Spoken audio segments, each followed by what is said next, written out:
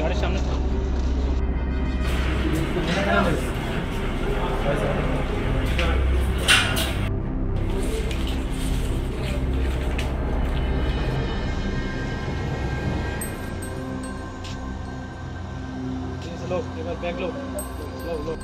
কি অপরাধে এবং তারা কোথায় থেকে কোথায় যাওয়ার উদ্দেশ্যে বেরিয়েছিল যদি একটু বলেন।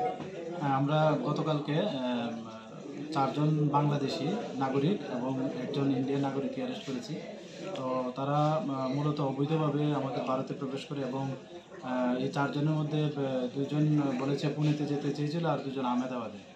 তো ওদের নাম জিজ্ঞেস করলে বলে একজনের নাম মিম সুলতানা, আরেকজন রাবিয়া সুলতানা, ঋতু বেগম এবং জয়িতি খাতুন। তারা চারজনই বাংলাদেশ বাড়ি তাদের।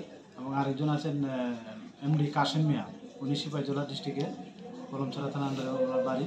তো উনি ওনাদেরকে হেল্প করছেন আর কি, মানে আসা যাওয়াতে এবং নিয়ে যাওয়ার পথে আর কি। তো আমরা আগামীকালকে আমাদের জিআরপি থানাতে একটা মামলা নিয়েছি এবং আজকে তাদের মহামান্য আদালতে পাঠানো হবে। তাদের ইন্টারোগেশন চলছে, দেখা যাক আমরা কতটুকু মানে তাদের কাছ থেকে মানে কি জানতে পারি। তো ওইটার বেসিসে আমরা রিমান্ডের বিষয়টা দেখবো আর কি। যে দালালকে ধরেছেন সঙ্গে তার কি আগে কোনো রকম